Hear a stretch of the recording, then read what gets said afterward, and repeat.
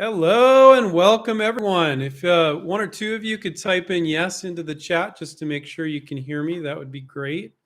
My name is Andrew Krauss. I'm one of the co-founders here at inventRight. We've been coaching and mentoring inventors to license their products for royalties for the past 2 decades, for over 20 years. And so if you guys need some answers about licensing, you're in the right place. For those of you that don't know what licensing is, it just means you're going to rent or lease your product to a big company, not sell, because if they don't perform, you get it back. And you're not doing that with a retailer. You're not renting or leasing your product idea to a retailer for the most part. You're doing that with a manufacturer, brand that has products in retailers or on Amazon or online or elsewhere. That's a common misconfusion. Misconfusion? That's a common confusion that people think like, oh, well, I call it Walmart, right? No, no. If you're selling the product yourself, you could do that. But if you're licensing it, you want to license to the companies that are in the retailers where you want to be. But anyway, what licensing is receiving a royalty for every unit you sell. And you're not selling your idea to them, you're renting or leasing it, because if they don't perform, you can get it back, because you don't want to give it to a company and have them just sit on it. Now, people ask that question all the time. Boy, I'm going off a lot of tangents already, aren't I? But they say, oh, I think a company is going to try to license it and sit on it. I haven't found that to be true. But if you don't put the right things in a licensing agreement, they could do that. And so that's why you want some sort of escape clause. But anyway, getting back to the core of what licensing is, then I'm going to jump into your guys' questions. Is you're receiving a royalty for every unit they sell. It's not a retailer you're licensing to, but a manufacturer that has distribution in those retailers where you want to be. And then you don't need to hire employees, because you license your product to a big company. Your product is with that big company now. So you don't need to hire people, you don't need to raise money, and you don't need to create your distribution from scratch. Retailers don't want to deal with small one product companies pretty much ever. I've seen people fight tooth and nail to get into retailers and be able to do it, and good on them, but it's very difficult.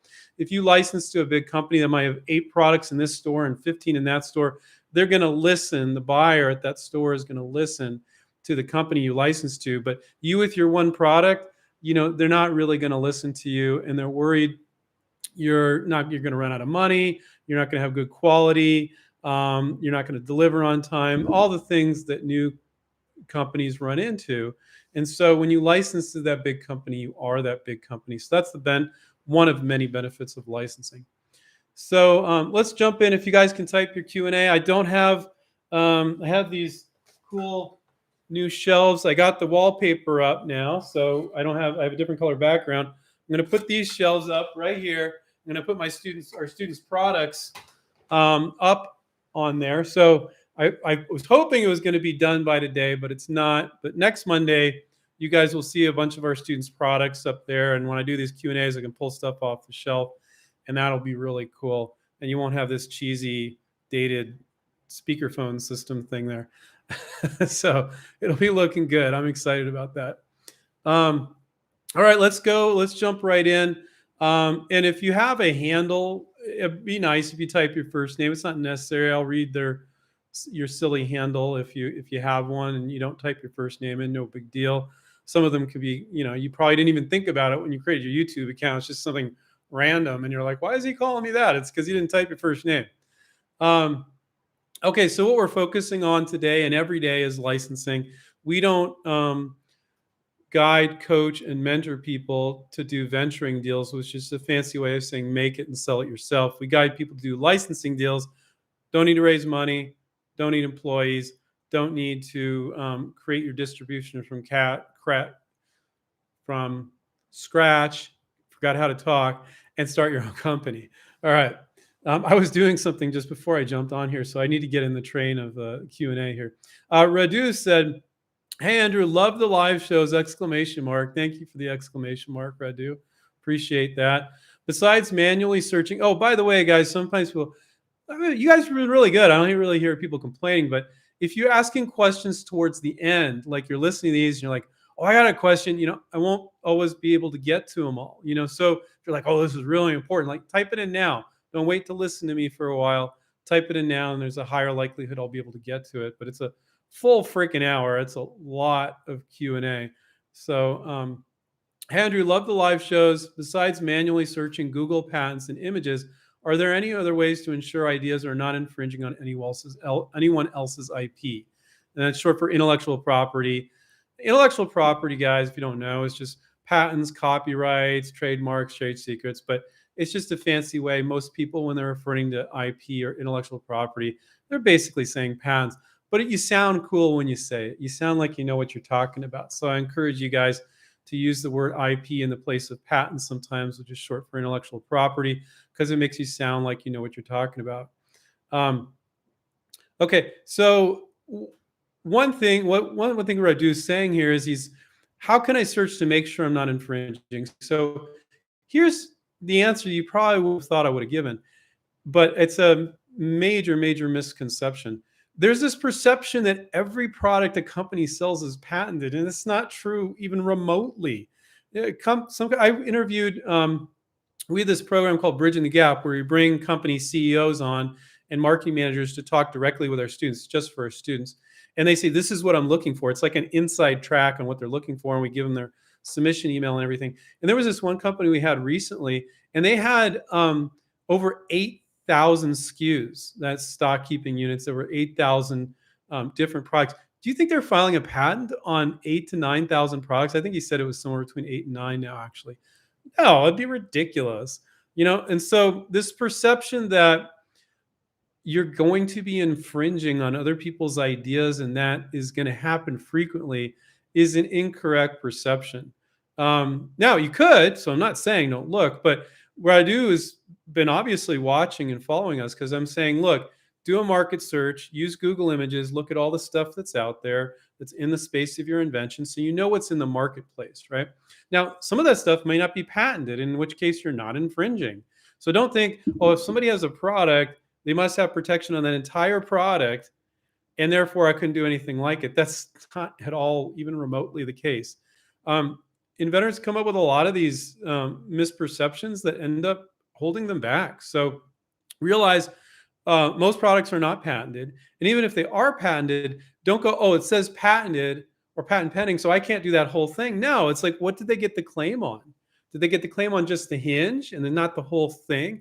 So when people patent stuff, this is not legal speak, but they're patenting pieces of it. That's the way I like to explain it. They're not patenting just because it says patent pending or patented, doesn't mean they patented the whole product. It means pieces of it they've been able to protect. So if you see products and it says patented, patent pending, look it up and see if their claims are a problem. And most of the time it's not. Okay. So Radu, my answer is yes. Go on Google Images and go on the Patent Office website or Google Patents if you want, and look at what else is out there to make sure you're not infringing on anybody. But I can tell you, with students, we've had students in over 65 countries. We have a lot of students at any one point in time. We have typically between 400 and 600 students at any point in time. I don't know if you know that. We've been doing this for a long time. We're kind of the guys in the space. I'm really proud of that. But it's rare that your product is going to be infringed on someone else's product. Have I ever had a student come to me and say, hey, this company said I'm infringing on their product and they're going to sue my butt? No, never in 20 years. Haven't had it happen. It might have happened to one or two of our inventors, but I've never heard about it. And I kind of know what's going on with our students. So now that doesn't mean you shouldn't be careful. But if your major focus is worrying about infringing as opposed to doing good marketing, your focus is all wrong. Now, I did have this one student, and this is, I think I told this story before, and I was helping him out, and I didn't know he was working on a sports-related product. I didn't know he had a website where he put NFL logos all over it. I'm like, I had no idea. I didn't even know he had a website. And he emailed me one day, oh, the NFL called me, they're threatening to sue me, blah, blah, blah. And I'm like, what?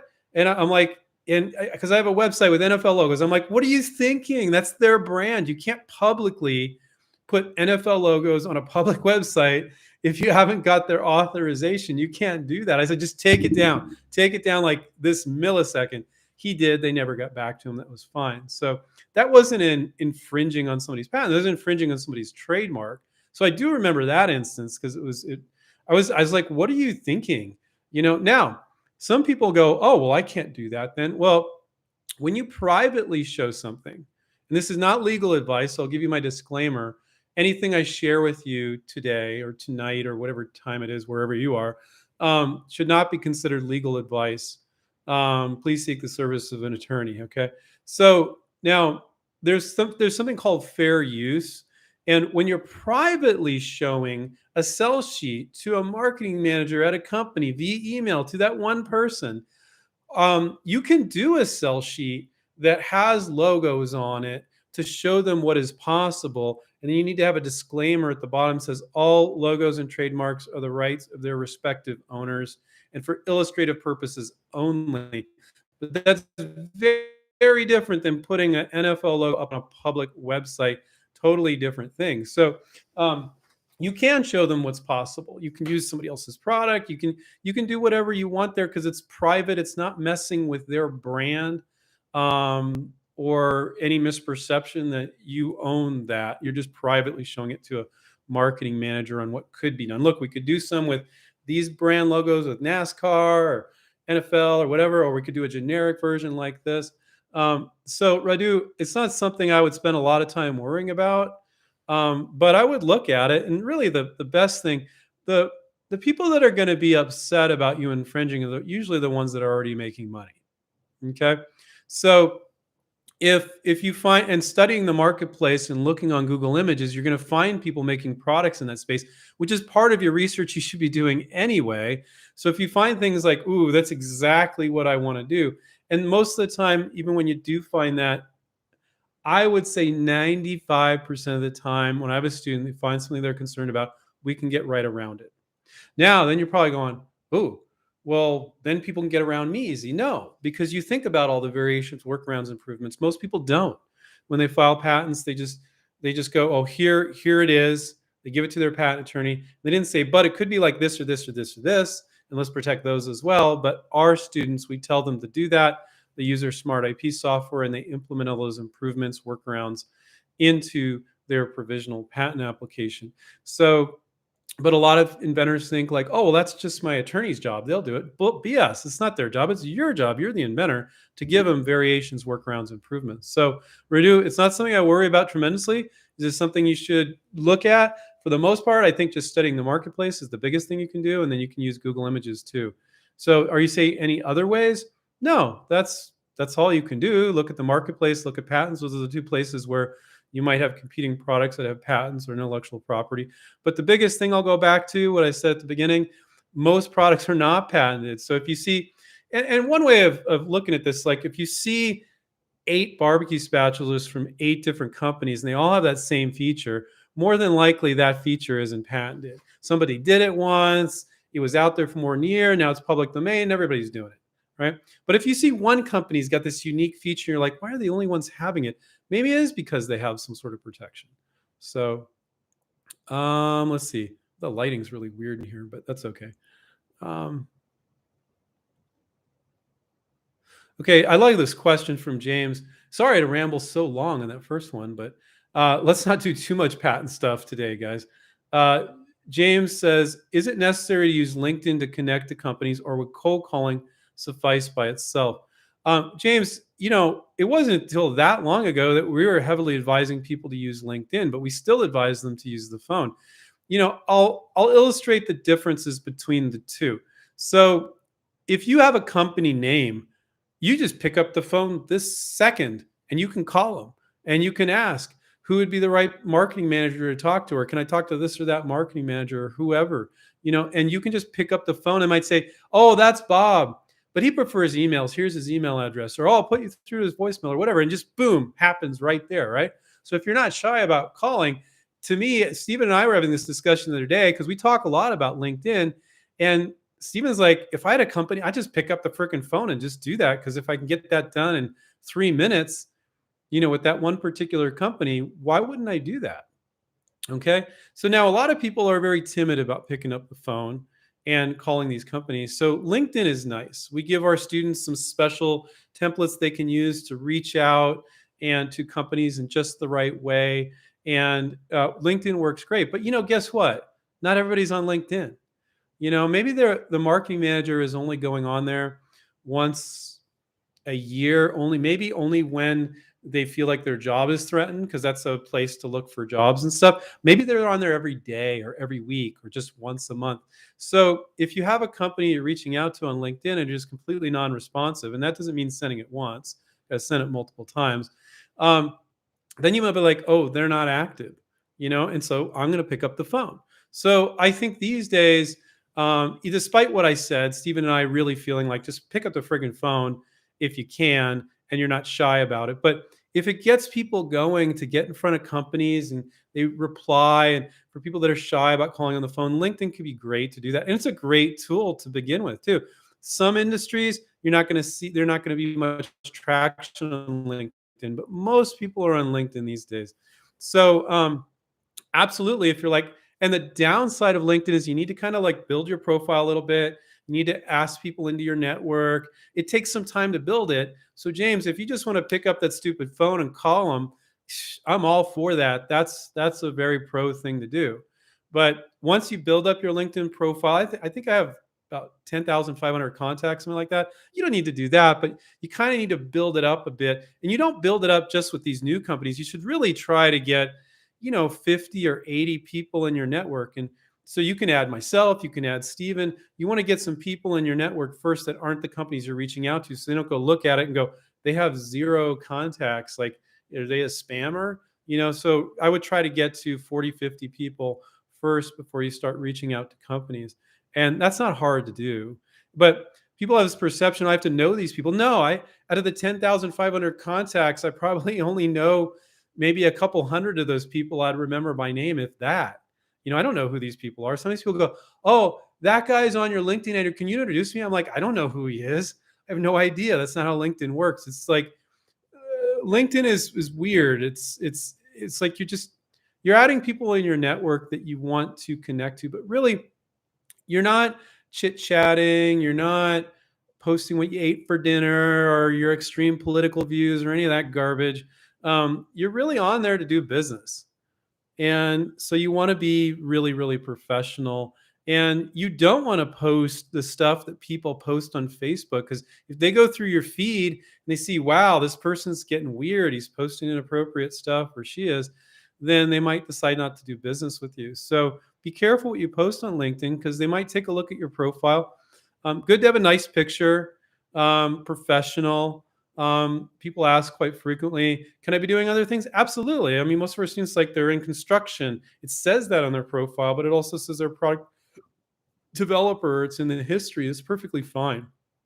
So, James, if you just want to pick up the phone and do it, great. I think that's fantastic. And then the way we're advising most of our students to do it these days, build up your LinkedIn profile, reach out to all the companies on LinkedIn. For the ones that don't get back to you, reach out to them on the phone. But you could do it the other way. I think that would, if you're not afraid of calling, I would say that would be faster, which I love. So LinkedIn's great, but if you could just pick up the phone in your particular industry, like you're getting into 12 of those 15 companies just on the phone, good on you. That's great. Don't wait. Daniel says, do you offer a course that teaches all the steps without the 6-month period? I'm not ready to start my project and don't have time for 6 months. If someone okay, so that was a different. Yeah, so we are going to be changing the program sometime this month to a 3-month program, and then you can add another 3 months. So that will be coming, Daniel. But it doesn't sound like you're there yet. It doesn't sound like you want to commit and work on a project yet. You just want to learn about the 10 steps. So we do have an academy program that's less expensive, that's group coaching. But if you're not ready to start working on your project and you just want to study a bit, then I would get our book, One Simple Idea. So if you just type in One Simple Idea, Stephen Key, into Amazon, you will find that book. That is our 10 steps. Now, you don't have a coach guiding you. You don't have somebody saying, oh, for your project, this is the right next thing to do. That's the beautiful thing about a coach. And that's why our students license all the time. I don't see our fans licensing very often, but I see our students licensing all the time because they're holding your hand. So if you're just looking to kind of like get familiar with the 10 steps, I would get our book, One Simple Idea. and watch us ramble on YouTube. Watch a bunch of YouTube videos. But if you want kind of that structure, but you're not ready to sign up for the coaching yet, then I would get One Simple Idea. Daniel had a follow-up question there. If someone infringes on a patent, how much time is allowed to take recourse? That's a very, very legal question, so I'm not going to answer that one. So first off, what I'll just say about infringing, if you do find you believe someone's infringing on your patent, do not reach out to any company or person at that company ever without talking to a patent attorney first. If you do and say the wrong things, you can start a chain reaction that they have to start legal proceedings. So accusing a company of infringing on your patent is something you need to be very careful about. Okay. A lot of times when I see people that they say that, and then I look at it, and then I'm like, no, like what makes you think they're infringing? Um, yeah, I can't answer your question. That's just a little too legal. How much time is allowed for recourse? I have a guess, but I don't. I don't want to answer that one. You don't. You guys never hear me say that, do you? I don't think I've ever said that on one of these live Q and A's. Okay, Derek here. Hi, Andrew. Derek here. What about being a wacky inventor? Is it okay to not know the ins and outs of how it works? Would my coach help with this before reaching out to companies? Yeah, I mean, a coach is basically there to make sure you do and say everything right. So that I can guarantee. We can't guarantee you're going to license every product you work on, but you have a great sell sheet that it's really beautiful, easy to understand in 6 to 10 seconds. Not anemic list of companies, not 2 or 3 companies, but 20 or 30 companies. Yeah, sometimes there's company products where you only have 8 or 12, but most of the time, a lot of time it's 20 or 30. And we push our students to do that, and that's one of many reasons that our students are successful. Talking to you about what could be in the PPA as far as product variations go and things like that, because all our coaches are inventors. So if they're like, oh, well, can you do it like this and this too? And you're like, oh, yeah, good. I'm going to include that in my PPA. It's not legal advice, but it's like just inventing advice on what the other variations of the product could be. And then having your back, like anything a company is going to say, they've heard it a million times before. So they know, they're like, oh, that's going to happen all the time. Say this, or, oh, that's a really weird thing to say, but here's what you're going to say. So it gives you the confidence to kind of go guns blazing forward, knowing they'll have an answer for anything. So that's the big benefit of having a coach. But every meeting, they're giving you something to do. And then the next one, they're looking at it and saying, oh, you need to fix this and this and add this, and you're good. Now here's your next step. So it's very step by step. They're double checking everything. So you're never going to come across as a wacky inventor. If you go rogue on your coach and you don't show them what you're going to send, or you just say something randomly, but we'll put you on with your coach or a negotiation coach before you talk to a company. If you get an email, you're going to send it to your coach or a negotiation coach and know what the reply is. So you should never come across as a wacky inventor. You're not going to send a terrible sell sheet.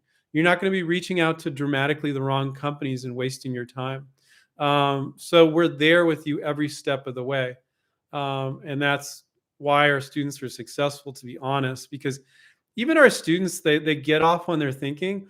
But if you're meeting with your coach every week and you're emailing him in between, you're only going to be like a half a step off the path before it's like, coach is like, what? No, right here, not there. And that is but when people do it on their own, boy, they come to a lot of conclusions that are just like, whoa. But when a coach can say, for your product, this is right because of this. And sometimes students will say, oh, but Stephen Andrews said on a YouTube show, and the coach is like, yes, a YouTube show is not black and white. They didn't know what your product is, but for your product here, and I've talked to students about that too. No, this makes sense for your product. But you said on a YouTube show, I'm like, well, YouTube show is not black and white. And I'm going to say this here too.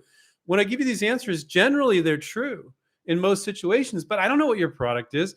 If there's a variation or a different direction to go, that's why having a coach is very beneficial, because they go, well, but this would make sense for your product because of this. And they can give you examples for your particular product, then you can do the right thing. And then you start to get a feel for it, because real life experiential learning is the best way to learn. And that's what we do. We learn by working on real life projects with us, or you guys learn by working on real life projects with us. So anyway, enough of that. Let's see. Great question, Derek. Thank you. Uh, J J Bell. It's one of those handles. It's longer than that. Let's this J Bell. J Bell digs Dream Garden. That's the handle. Anyway, he or she comes here all the time. So thanks for the question. I just usually say J Bell.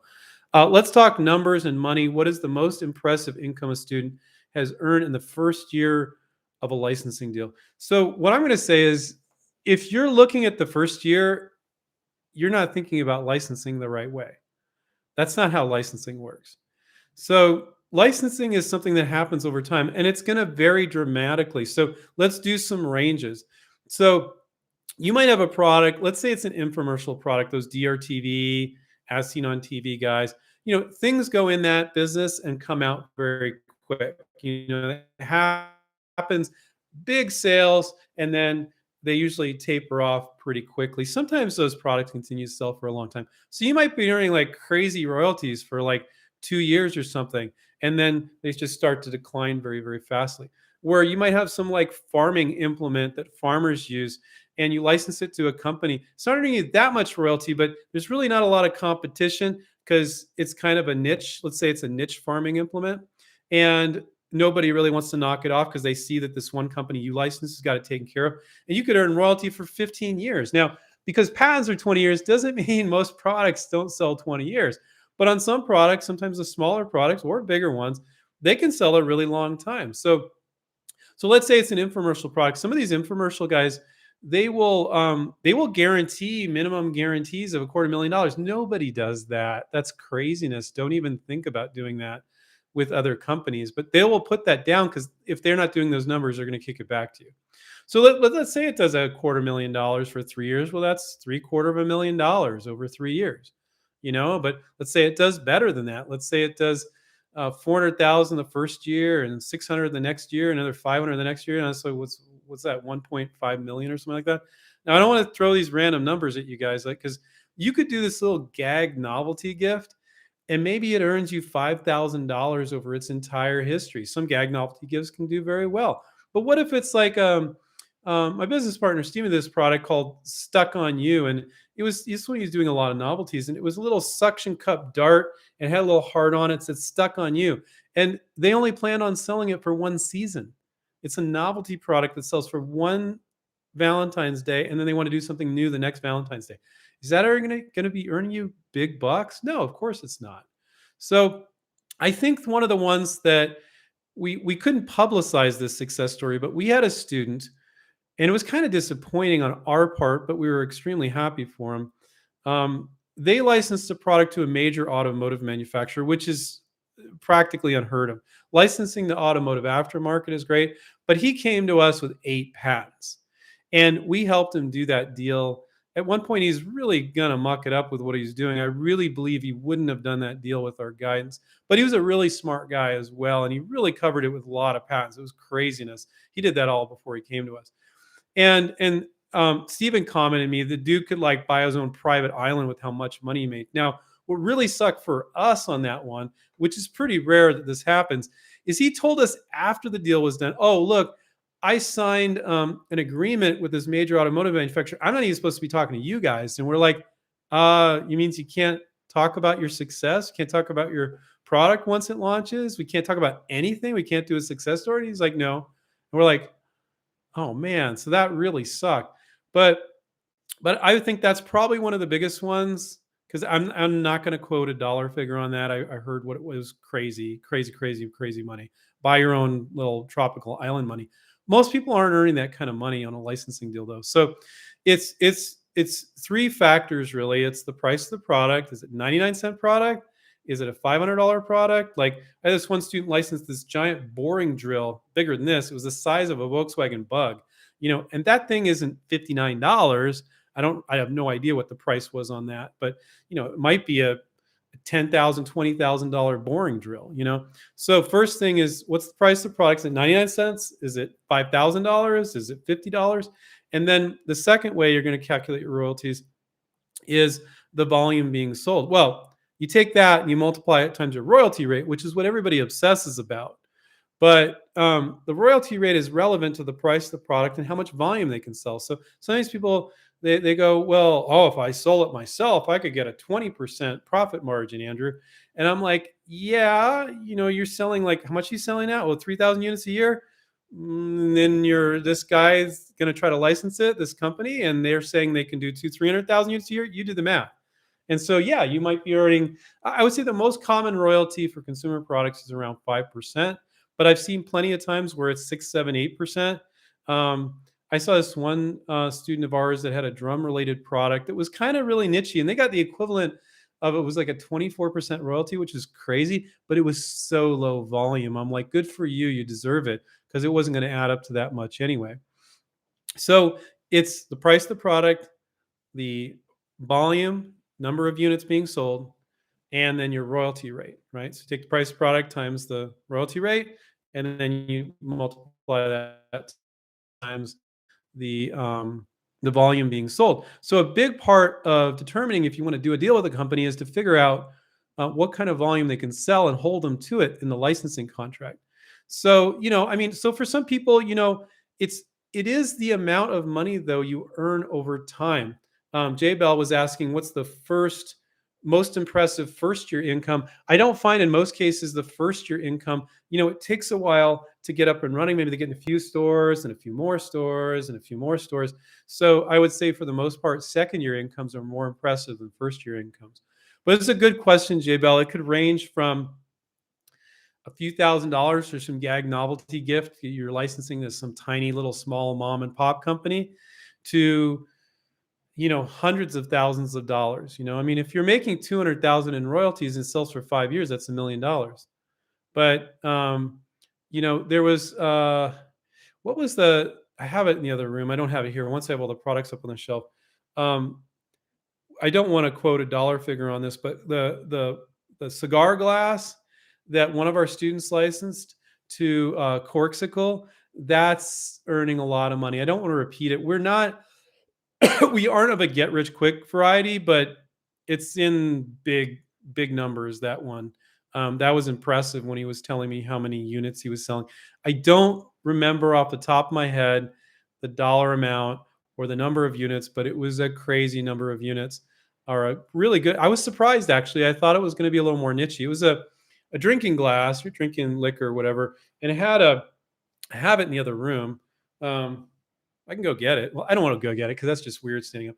And it had a place to put your cigar in the glass. Actually, it was like built in, so you can hold the glass like this and cigar. Really cool for guys that like smoke cigars and drink alcohol. I don't do either, but so it can vary dramatically.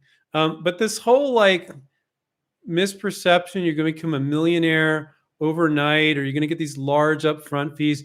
You're making money as they make money. You're not asking for a bunch of upfront money. That is the biggest rookie move and the best way to kill a deal.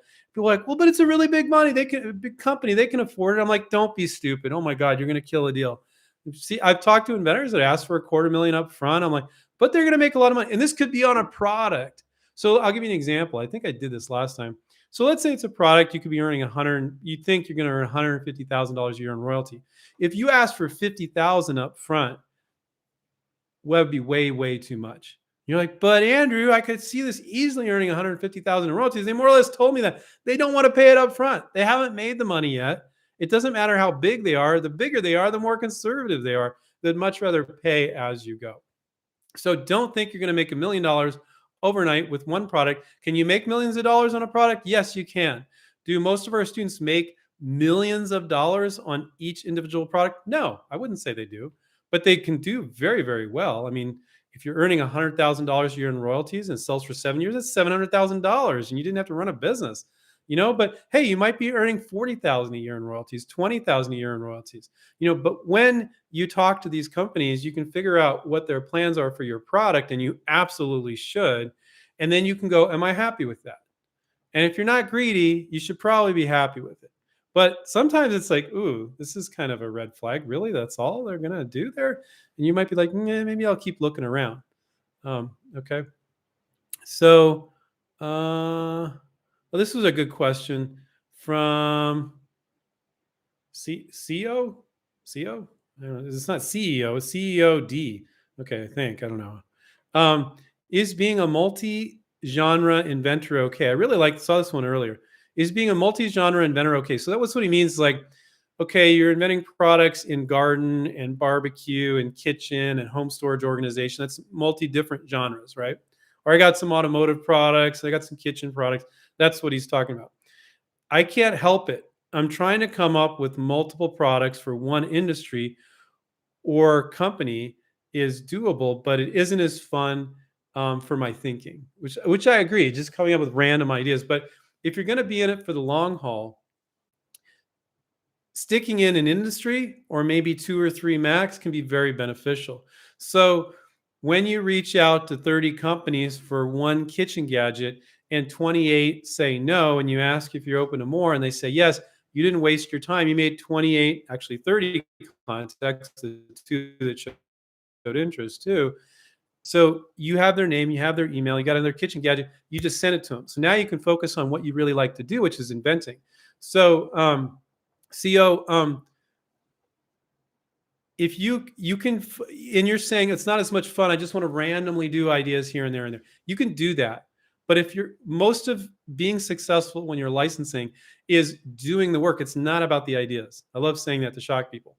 So being like, if you got 30 companies for a kitchen gadget, not being done until you get a no from all of them and still not being done, maybe send it to them all 6 months later for the ones that said, oh, not this time, not interested. And you're like, well, they didn't give me a specific reason why not. I'll hit them up again. Maybe I'll get a lucky. And 2 weeks earlier, their boss said we need new products. That is success. So you might not think it's as fun to come up with ideas in particular industries as opposed to just randomly doing them. But the question you need to ask yourself is, are you working on products in 10 different industries? Or are you just thinking and dreaming them? So you're not really working on your inventions. You're just dreaming them up and writing them down or keeping them in your head. So that's not really working on inventions. So one of the things that inventRight does is helps people get really focused on actually working on their inventions and not just dreaming them up and thinking about them. So my comment to you, CO, is, and I know I'm pronouncing that right because it's just a handle, but is it might not be as much fun, but it is something you should work on doing. But if you're not even working on reaching out to companies with your products anyway, it doesn't really matter because you could come up with 50 ideas in kitchen and 20 in automotive. If you're not actually reaching out, what's the point? But it is something everybody should focus on without a doubt. Sometimes our students, they'll start and they'll go in like 2 or 3 different industries and they'll feel, oh, I really like this one. And I'm okay with this one. But, I decide I don't like this one, And so it is something I think everybody should focus on. It's a great question. And thank you for your honesty. It's not as much fun. I'd rather just dream up ideas everywhere, all over the place. So my answer is you can still do that, but I would still try to focus on products for a particular category like kitchen or automotive or this or that. Because once you start reaching out, you can utilize the contacts you've already made. Okay. Jeff said, I made several connection requests on LinkedIn with potentials during a trade show that I didn't attend. I love this. Next week, I received many new connections. They assumed I met them on the floor. I love that. That's great, Jeff. So what Jeff is saying is he didn't go to this trade show, but he reached out a couple weeks later, and a lot of people accepted his connection. Now, they might have anyway, but they might have just gone like, oh, all these people are connecting with me, so I'm just going to go accept for everybody that's reaching out after the show, because that's the thing you do after a show. So I love that comment, Jeff. And I think it's a great tip. You guys could look when a trade show is, and like a week later, 2 weeks later, you could reach out to your potential licensee. I wouldn't wait to ever do that anyway, but you could reach out and they might be more likely to accept you. I think that's an interesting thought, but I would never wait to reach out to anybody, but it's just a kind of a cool little comment Jeff has there. Will said, I have a product that has a similar in design and purpose as another product. The use of the design is completely different field. Would the design have to be altered drastically to patent or license it? I have no idea, Will. I mean, probably not, but I can't make a statement as to one way or another. If you have this product and you're going to make some changes to it to use it for a completely different purpose, if there's any patents on the original intended purpose, it's probably not to serve the new purpose. So more than likely, you're not violating any patents whatsoever. I get that question pretty often, but you have to look and check, So if you see 10 companies all with this other purpose for a different category, and like I said earlier, if you see 10 companies doing something, there's probably no patent on it because they're doing the exact same thing. Now they might have a patent on a piece of it though. So I would look up any patents that are relevant to the product that is different for another industry, and then think about, what is my change? What changes am I making to this product to make it right for the industry I'm going to try to license it to? And you'll try to get protection on that. Okay, because it's almost like another product then, because if it's being used in the center industry, then you make a change to it, you can protect that change for the industry that you're using it in for the purpose you're using it for. So, and most of the time that's true, but without knowing exactly what it is, I can't answer for sure, but do your research. So, Clyde says, hi, Clyde. Carlos said, can you license different versions of your patented product to different vendors? I have a provisional that has different versions within the patent. Absolutely. So, but it's not about the patent again, guys. It's about them stepping on each other's toes, right? And so if you had a different version, let's say if for a different distribution channel. So let's say one was convenience stores. It's going to be sold at trust stops and gas stations. And then you got another version sold in big box stores. But for some reason, there's no conflict there. So if you're not going to license it to two companies selling in the exact same shelf at Walmart, that doesn't make any sense. You're not giving one a leg up over the other. The question is the company going to go, no, I don't want you to sell in convenience stores. It's going to hurt our sales at Walmart, But there's going to be products that are done in a different way or a different version. Maybe it's a super high price version. It's gold, right? And you're going to sell it for $1,000, where the version you're licensing to it is $5, right? And you can bring it up with the company. That's not the first thing you say. You're going to move a licensing deal forward, and you go, guys, I want to reserve these rights over here. And they're like, oh yeah, that doesn't step on our toes. We're fine with that, right? Or they might say, no, we want that too. We want that too. And then it's a negotiation. So you can absolutely license different versions of the products for different distribution channels, different geographies, different purposes, a different version of the product, but licensing it to two companies selling the exact same store, the exact same product, don't think you're going to make more money that way. You're just not going to get it licensed. It's like greed. People thinking like, well, I license to 5 companies, I'll make more money. It's like, no, if you license to one big ass company that has incredible distribution, don't be so freaking greedy. Now, if they're missing out somewhere and you realize, oh, I could do this different version over here and I think they'll be okay with it. Okay, great. Good on you. Go for it. I wouldn't say it's the case most of the time, but I've talked to plenty of our students where I'm like, oh, no, that makes perfect sense. You can break that out. But let's not focus on that now. Let's focus on you licensing the main thing. And then once you get into a license deal, you can try to pull those rights out or specify that you have the rights to do this and this. It can totally be negotiated. It's not something you say on a first call, though. My God, no. So thank you, Carlos, for that. Motion said, hi, Andrew, love the color change. Yeah, it's good back there, but I got to put all our students' products up there. So you guys got to hold me to having them all up there by Monday, but it's coming Monday. So just give me a week. I'll get it up. I'll probably have it up in a few days, actually. That'll be cool because I can pick students' products off the shelf and talk about them. That's going to rock.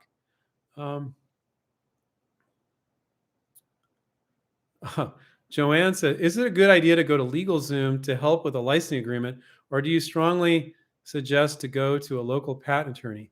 Neither. Oh my God, no. All right. Well, come to us. We have a negotiation coach that knows exactly what to do there. Licensing attorneys, I'm going to say it here, guys, aren't the best people to go to when you got interest from a company. If every time you get a little interest, you go to a licensing attorney, it's going to cost you a ton of money. They're going to kill the deal, and they're still going to send you a bill because they like to nitpick deals to death to get more billable hours. Before you know it, your attorney and their attorney are arguing where there didn't need to be an argument. And the deal gets killed, and there's like, guess what? That licensing attorney is going to still send you a bill just for one deal for an entire mentorship over 6 months. You could call one attorney; it would cost you that much.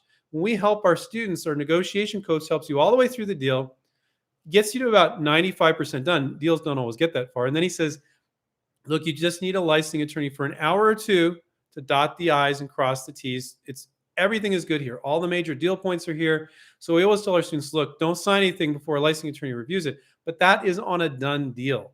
So our negotiation coach will go through point by point with the contract, go through the back and forth of the company before you get to the contract, so you don't muck it up before you get to the contract, and guide you through on all that. We do not charge our students a dime more when they're a member with us to get that help. And it's going to guide you to learn how to get deals to 95% done, and then only contact a licensing attorney when a deal is 95% done. You've got agreed on all the major deal points. That's the only time you should be contacting a licensing attorney, when it's more or less done, because they are not deal makers, they're deal killers. Also, it would be incredibly expensive. It's not unusual for our students to reach out 30 companies, and you might get interest from 2 or 3 or 4 or 5. And to think that they're going to guide you to move the deal along, the stuff you're talking about early on when a company shows interest is not a licensing contract. It's about the product. It's about doing the certain things that make that deal move forward. And no, you shouldn't be contacting a patent attorney either. Most patent attorneys, they might do 2 or 3 licensing agreements a year, and some they don't at all. They would be a terrible person to reach out to. Don't do that. Even if it's a patent attorney, they do a fair amount of licensing agreements. You don't want that. You want a licensing attorney that does nothing but licensing agreements. Do not have your patent attorney do a licensing agreement for you. Do not have a licensing attorney or a patent attorney negotiate an agreement for you. No, no, no, no. Have somebody. What the reason why our students do a lot more deals, this isn't a solid statistic, but I'm going to make up the statistic, and I believe this to be true. If every time one of our students got a little bit of interest, instead of sending them over to our negotiation coach, Paul, that's going to guide them on what to say on the next email and what to say on the next phone call, we just said, oh, just go to a licensing attorney. Oh, you got interest. Okay. They would kill 85% of the deals that we help our students close. I am not kidding. They don't know how to talk about the product, manufacturing issues, just common sense, kind of like keeping it kind and keeping it warm and fuzzy instead of starting this battle between your attorney and theirs. Like, you don't even want their attorney involved. They're not going to be involved early on anyway. So sorry for rambling so much on that. Who asked that question? God, I know I forgot who answered that question. Okay, that was Joanne. And I don't know if LegalZoom has licensing attorneys. No. I don't personally, I'm just going to tell you, I don't recommend LegalZoom for filing your provisional patent either. I think our smart IP solution, if you go to inventRight and you click on smart IP, is way better than that. We did it with patent attorney Gene Quinn. It's a great solution. So no, please guys, don't get a little interest and go to licensing attorney. They'll just keep killing deals for you. You're going to work hard, and they'll just keep killing them for you. Now, with that said, for them to dot the I's and cross the T's on a final contract, yes, always do that. We always tell our students, look, we got all the major deal points hashed out. We helped you behind the scenes, back and forth, told you what to change, then their attorney changed it. That's what we do. So that saves you money. So when our negotiation coach guides a student on what the request should be, then they send it to the marketing manager and their attorney, and then you're not paying for that attorney, they're paying for their attorney to change it. Much better to do it that way. It saves you money, it reduces the friction, increases dramatically the chances of doing a licensing deal. So guys, don't make that mistake. I rambled so much on that one, but hopefully I got the point across. I want to see you guys work really hard. Maybe some of you aren't students of ours and you're not going to get the coaching. You watch our YouTube show, you work your butt off to get a deal on the table, and some licensing attorney kills it for you because they decided to start fighting for you. You think, well, they're going to fight for me. That's bullshit. That's the wrong attitude. You're trying to partner with this company. It's not a fight. It's not. And attorneys try to create value by fighting for you, and that's just a bunch of BS. Sometimes it makes sense. Use them at the right point in time. They're fantastic at the right point in time. But when you get a little initial interest, hell no. Let's see to do. Okay, so we get this question a lot. Says, I think Shia from Atlanta, I think you're saying. Once you have completed the licensing agreement, is there any way to track the volume of sales, or do you only rely on the company's reporting? So you don't wait until the licensing agreement is done. You put an audit clause in the licensing agreement. So if you really are concerned that it's not accurate, that you can audit them. And usually the way that works is if you're off by, usually what we do is if they're off by more than 5%, then they have to pay for the audit. And if they're not off by more than 5%, you have to pay for the audit. It's not something you're going to be doing regularly as auditing. You're saying basically, I don't trust you. Talking to salespeople, looking at, especially in the old school way, it's changing a little bit, but if you can see they're in so many Walmarts and Targets or whatever, they're not going to be in those stores for very long if they don't sell at least one unit per week per store. So if they're in 10,000 Walmarts and they're in all of them, let's say, and they're not reporting 4 units per store, what would that be? 40,000 units per month, which is what, 120,000 per quarter. I don't know if I did the math there, it doesn't really matter. But then it's like, oh, something's off. Like they got in all those stores and they're sending me this. So talk to salespeople about how things are going at the company with that product. Talk to them, hey, I'm the inventor of the product. How's that going? How's sales for that product going? And keep track of it, but it's very rare. I cannot think of one of our students that has audited a licensee ever. I did talk to one that said, they're just not paying me the royalties. And I did talk to him and he pulled the deal. But that's one out of students over 20 years that I am personally aware of. So I think it's pretty rare. I think they're honest for the most part. So, and you do want an audit contract in there. You have to have that. We don't let our students do that without putting that in there if it's necessary, but it's not something you're going to be doing often or probably at all. But you want that right to do that if you're concerned about it, right? Motion, totally appreciate the wealth of information you and the team are providing. You're welcome. Deidre, thank you. Andrew, love in all caps your advice and wisdom. Thank you. Let's see. Let's try to get some questions for some people I haven't gotten to. Okay. Colin said, what is needed if I wanted to license a deal from a Canadian to an American company? I don't know what that means. You want to license from a Canadian or American company.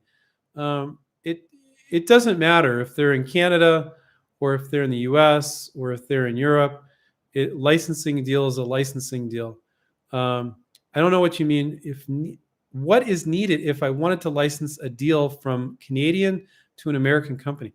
I don't know. So one of the things that people are concerned about, they're like, well, I'm in Germany or I'm in Australia or I'm in Indonesia, and they don't care where you live. They just want a good product. So a licensing deal, if you lived in Indonesia and you're Indonesian and wanted to deal with the American company, there's absolutely no difference between that and one of our students that's in California in the United States doing a deal with that same American company. This is no difference. Mariana, these are really great. Thank you for these Q&As. You're welcome, Mariana.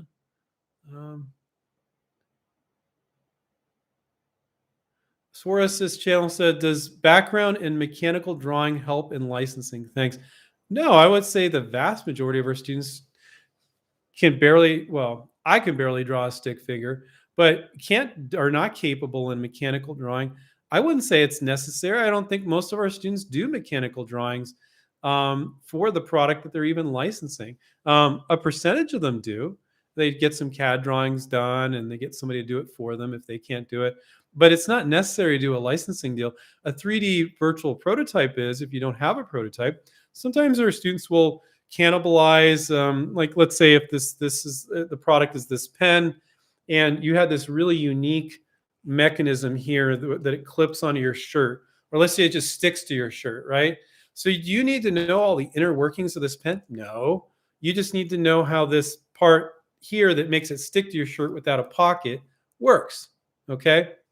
So you need to have a base understanding of how it's going to work, but you don't have to have done those drawings yet in order to do a 3D prototype and show it, and it looks like it works. It looks beautiful, and then you're showing it sticking or whatever, or maybe you got a video, and it's not going to work exactly like it would work on the production model, but you put some sticky here and you just show it and you create this perception that it works, but there's a good chance they can make it work. So don't be the crazy inventor where they're like, well, how do you do that? And you're like, I have no idea. I just put some glue on here and stuck it to my shirt. Don't do that. But if you have a good idea of how it's worked, but you don't have all these little details, it's not like all our students are getting mechanical drawings before they can try to license a product. Hell no. No, no, no, no. No. But does it make sense sometimes? Yeah. Is it a skill that you need to learn? I don't think so. I think that doing mechanical drawings, to do computer aided drawings, CAD drawings, it takes a while. It's something that's hard for people to learn how to do unless you're already a technical person. But I've seen some people go, oh, I spent 1 year learning SolidWorks or learning some fancy CAD designing program. And in that meantime, they weren't working on their products, and they could have just paid somebody to do that CAD drawing if it was necessary, and a company showed interest when they were really showing interest in the virtual prototype and the sell sheet and the marketing. So no, I don't think it's necessary to license products at all. And I would say the vast majority of students do not have that skill. Can it be a beneficial skill if you already have that skill? Yes. Is it another reason to delay working on your products if you don't have the skill? Hell no. No, no, no, no, no. Not at all. I'm having a conversation with myself, kind of. It was based on your question, so I'm having a conversation with you guys. Okay. Hi, this is from Pony. Hi, Andrew, again. Regarding my bath product, does having the molds manufactured and shipping pipeline in place put me in a better position for negotiating a license deal? Yes, it could, but that's insane. So nobody should do that because they think they need to do it for a licensing deal. Now, Pony, if you've already done that because you were going to venture and sell the product yourself, great, fantastic. You can utilize that. But they might want to use a different mold. They might be like, well, your prices aren't good. We're way bigger than you are. We're going to sell 500,000 a year. We're going to get a better price than that. So whenever you do get any costing, always tell them, look, but I'm just a little guy. They gave me this price overseas or what have you, but I know you can do much better. And if you're really not certain, don't give them that price at all because they're going to be able to get better pricing than you. But yeah, if you had, but don't ever, guys, make a mold and get it set up to manufacture if your intention is to license it. But some people, I see happen all the time, they really didn't know where they were going with it, or they really did. Pony, maybe you're like, I'm going to make this and sell it myself. And you're like, oh, damn, these inventRight guys threw a monkey wrench in there. Maybe I want to license this now instead. I don't have enough money for this, or I just don't want to deal with running a business. I want to spend time with my family, and I got this job, I got this other business. And so, if you've already got that set up, could that be advantageous? Yes, it could. But still, at the core, what you're selling is the benefit of the product, not the mold and all that. And in that case, you're handing that all over to them if you do have it. In that case, I know I talk about don't ask for much upfront money. It can make sense for them to pay for that if you've already paid for it. So, but God, no, guys, don't think you need to get molds or manufacturing in order to license it. But some people already have done that because they were going to sell it themselves. And great, yeah, that could be an advantage, Pony, absolutely. And I'm assuming, I don't know if that's your first name. That would be interesting if that was your first name. Jason says, let's see. What have you seen happen to the rate of totally new inventions? ? Do you think we'll run out of inventions eventually? Hells no. We're never going to run out of inventions. Especially the American public has an insatiable appetite for new, better, new, slightly different. That's never going to change. We're never going to run out of new ideas. And here's the problem. That's what the American consumer wants. And consumers around the world, quite frankly, but especially American consumers. We always want new, better, different, and that's what companies need to give them because that's what the American consumer wants. But companies aren't always that creative. They don't always move that fast. So when you can show them a new product with an improvement or something to something else, or it's a new type of product, they love that. That's fantastic. They need you guys. But and that's also the reason why sometimes not every product's going to sell for 10 years or 20 years, just get a patent on it. It might sell like crazy for 3, it might sell for 15. I don't know. But is there going to, and that's why it's also important when you license something, always be showing the company the new version, the next iteration, the brand extension to help keep them on top of the game. Look, keep an eye out what else is coming out in the market. Give them the next version so that, yeah, you license this version and it's starting to peter out, but now you license them another one that's going to help them keep on top, a slightly improved version of that. And that is the way to keep those royalties going for a long, long time. Keep on top of it. And in that case, sometimes you can get something that's going to stay relevant in the marketplace and continue to get royalties on it for 3, 5, 10, 15 years or something. It depends on the product. And so keep on top of that. Okay.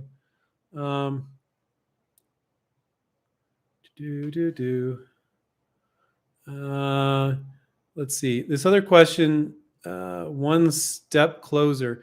Can we have more than one product?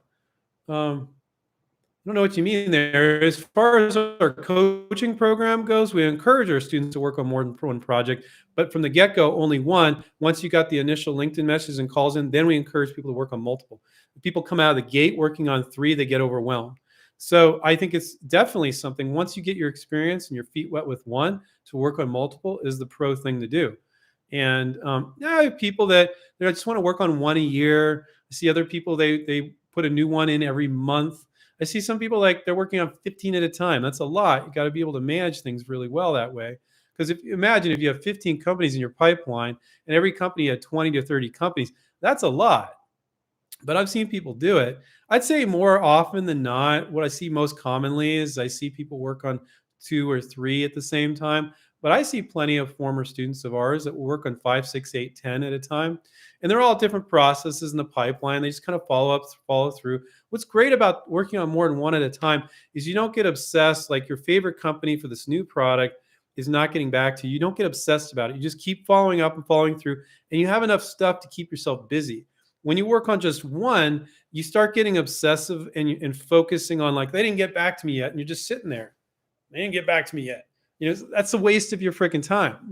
So when you're working on a new project or you're following up with more companies, you're following up with that one that can get back to you, but you're not upset about it because you got a lot of irons in the fire. So that's a way of dealing with the waiting game. Licensing is a bit of a waiting game, but if you keep yourself, you should never be waiting.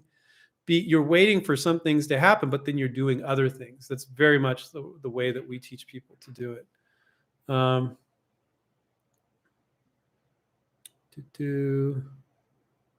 Can't comment, Joanne, on other companies. You asked about that. I don't want to comment publicly about other companies. So,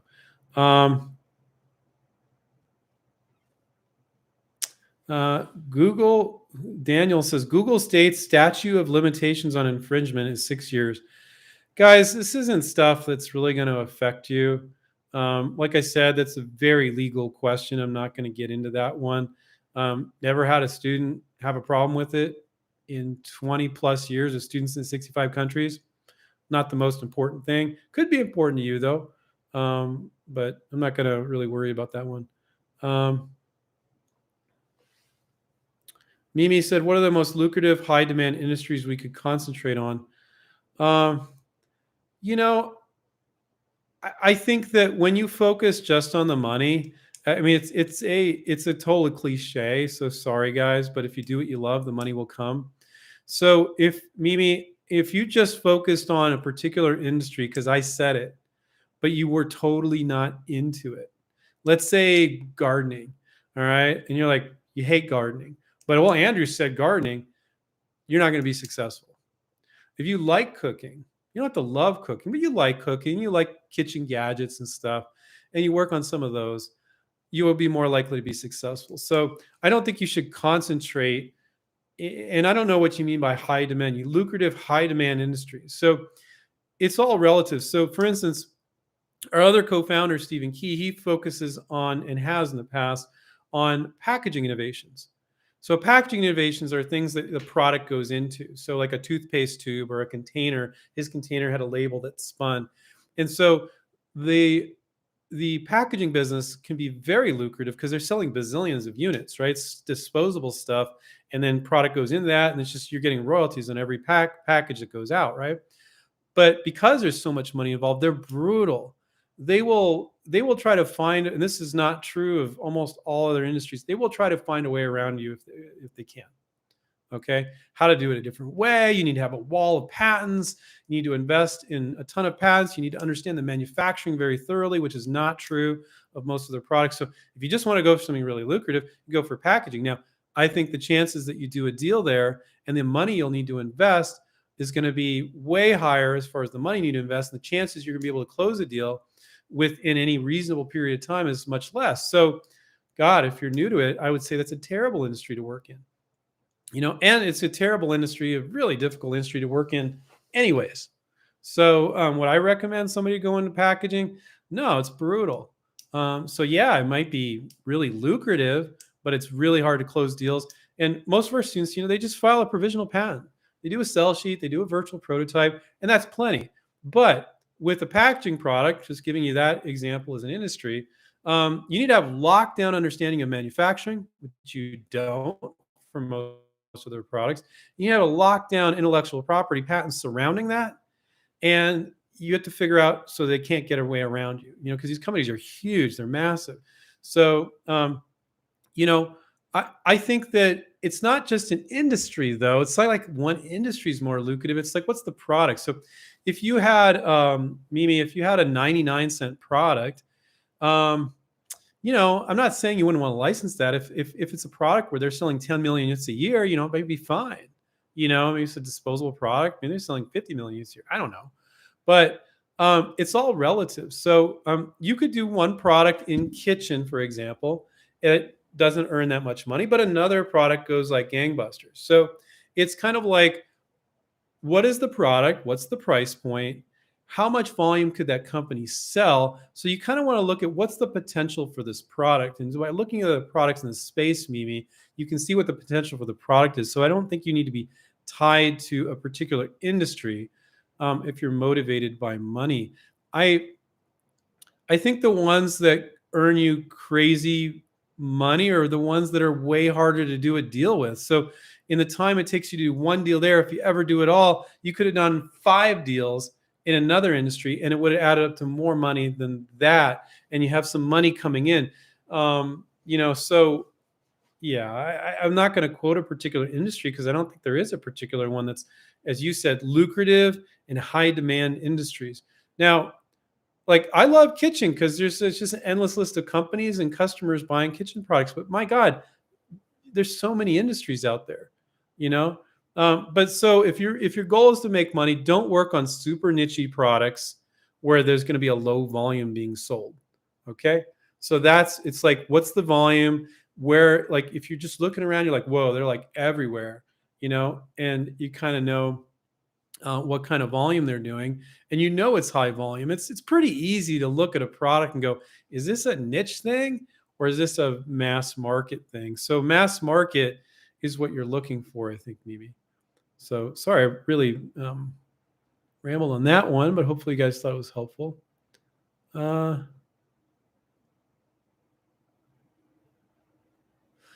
J Bell said, thanks for the helpful info. Love the sound of 100,000 a year and not running a business. Also, I'm pretty sure Steven featured the cigar mug in a video. Buying an island sounds great too. Yeah. So, but I'm using those as examples. Most of you you're not going to be buying an island after licensing one product. And not all products definitely earn $100,000 a year. I mean, let's say it's pretty minimal, $20,000 or $30,000 a year in royalties. It's like if you're not earning that, it's a pretty niche product, guys. But let's say you're only earning $30,000 a year in royalties, and which is pretty low. And it sells for 5 years. But you cranked out a sell sheet, you filed a $75 provisional, you contacted a few companies showed interest, and it's only earning you $30,000 a year in royalties, but it sells for 5 years, $150K. You moved on to other things. Then you license another one. The next one is earning $50K in royalties, and it sells for 8 years. It's $400,000. Or hey, if you're just doing niche like novelty products, maybe that one only earns you 5,000, and that one earns you 3,000, and that one earns you 10,000. If it's just super niche, really low volume products. So I really hate to give figures. And this whole like I'm going to become a millionaire like the first year when I license this product, that's just bullshit, guys. That's just not going to happen 9 times out of 10. It doesn't happen for big companies. Why is it going to happen for you? It's just not. Now with the DRTV guys, if it goes really big, yeah. So, but to me, like those kind of crash and burn quite often. Like you got to be that one big hit. I see people license a DRTV and it doesn't really go anywhere. They do some tests and it doesn't go anywhere. And so, yeah, we were never about selling get rich quick. You do what you love, the money will come. It's very true with licensing. Let's see.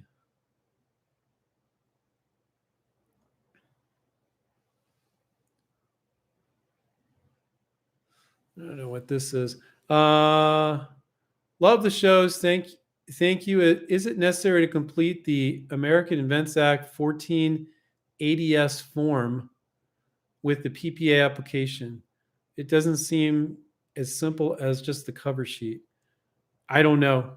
When people use our smart IP solution, it puts out a PDF and it shows you what you're supposed to send to the patent office and how to do it. So that's a very specific question. Stefan said, what do you talk about on the first call? So I think on a first call, you mean on the first call with the potential licensee that's showing interest? Did I go over a full 15 minutes? Wow, Jesus. I went over a full 13 minutes here. Well, I'll understand Stefan's question, and then we'll call it a day. Usually I end right on the hour. Sorry, guys. I'm sure you're okay with that if you're sticking around. If not, you just took off. What do you talk about on the first call? So on the first call with a company, you want to talk about the product. You want to establish rapport. So you're a real person. So you're not just a name and an email. Like you're a real person. You talk about the product. You listen to what they have to say about the product. You make sure they perceive the product correctly. And you ask them what they would do with the product if they were going to take it on. Where do you see this fitting in with your product line? It's one of many things you can ask. But you get on the phone and you would talk with them. The main thing is to establish rapport, and to establish that you're not a wacky inventor, to establish you're just looking for a reasonable royalty per unit. So when they get paid, you get paid. And they're going to ask you, well, what would that be? And you'll say, well, I need a better idea of what you're going to do with it to give you a royalty rate. Maybe we can address that sometime soon. But I don't have enough information to go on now. So, just you're trying to establish rapport for the most part and see and brainstorm with them on what, if they like the product, what their concerns are, questions, that sort of thing. So you're not trying to close a deal. Usually there's multiple phone calls and many, many emails before you close a deal. So knowing, the best thing I can say without covering everything, Stefan, is knowing you're not trying to close a deal on this call at all. You're just trying to make the connection. And what a lot of people do is they're shy about getting on the phone. They start going back and forth email. It's a big mistake. You got to get on the phone and just talk with them. They're people like you and me. Okay. So for those of you that aren't subscribed to our channel, I spent a whole hour and 15 minutes answering questions. If you could go into the subscribe, click on the subscribe button right down below. If you're not subscribed, click on the little bell to get notifications when new stuff comes out from us. And watch a bunch of our YouTube videos and give it a thumbs up. That would be much appreciated. That's the way you can help me out, since I helped you guys out for an hour and a half. If you want to learn more about our coaching and mentoring, go to inventright.com and check it out there. We're very good at coaching and mentoring our students. Last week, we had 3 students licensing deals in a week. That was really cool. I don't know if all those success stories have came out yet, but in 3 students in a week, that rocked. That was really good. I really like to see that. So I remind you guys, take care, keep inventing, and we'll catch up with you guys next time. See you guys. Bye.